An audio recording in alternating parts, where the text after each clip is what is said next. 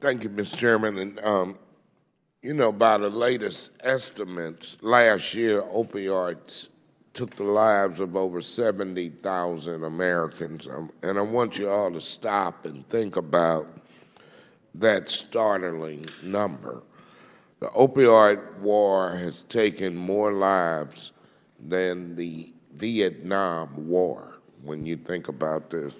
And across my home state of Missouri, over 1,500 people died last year, more than those who lost their lives in traffic accidents. And opioid abuse is an equal opportunity killer. It does not respect geography, race, religion, age, or educational level. So urban and rural, we're all in this mess together. And let's not kid ourselves.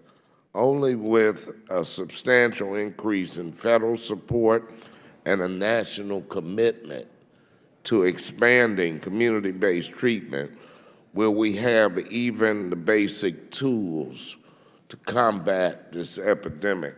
So let me start with Dr. Evans, and I'd like to ask you, when a person is suffering from a substance use disorder, is that typically their only health issue, or do they often have other health issues? It would be the exception if a person had a substance use disorder and didn't have other health or mental health conditions. And it's the reason why it's really important to have a holistic, whole person approach to treatment. And I can't stress that enough, because if you listen to the debates right now, I should step back just for a moment and say, prior to coming to APA, I was a commissioner of behavioral health in Philadelphia. And before I left, the mayor asked me to chair a task force to look at the opioid epidemic. And one of the things that we did before we started that work is we looked around the country to see all of the other recommendations that had been done on this issue.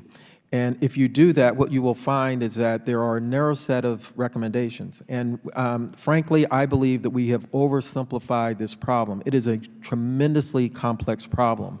And you will hear often, well, if we can just get people medication-assisted treatment, and what people mean by that, if we can just give people medication, we will solve this problem. That is not the case. We have to deal with all of the other issues that people bring into their addiction if we're going to be successful. And so treating people's health conditions, treating people's mental health conditions, making sure that they are stable from a social standpoint, all of those things are necessary to increase the likelihood that people are going to have long-term recovery. I see Ms. Gray is shaking her head in agreement. Would you like to add? I think the hashtag holistic treatment behind me is definitely the key. You need to look at the whole of the family. We have families where multiple people are injecting in the same home. How do you even start there? And do we want to continue this route? Absolutely not. So we definitely need to look at the whole of the family. In my neighboring county, Jefferson County, they've started what's called a Circles program. And it was designed for moms and babies just through pregnancy to help so babies aren't born in withdrawal.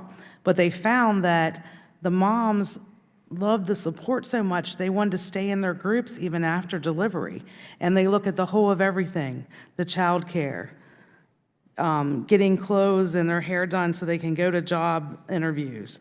They're bringing in, the grandma comes with them. So then you're getting in that above generation who is also abusing drugs. Let me ask you, so do people with substance use disorder often have other significant challenges in their lives, like homelessness? We expect more out of and unemployment, out of substance like people that. who suffer from substance use disorder than we do any other disease that we treat. If someone comes in a diabetic coma, I'm not going to scold them because they ate so much sugar that they ended up in the hospital 4 times that month.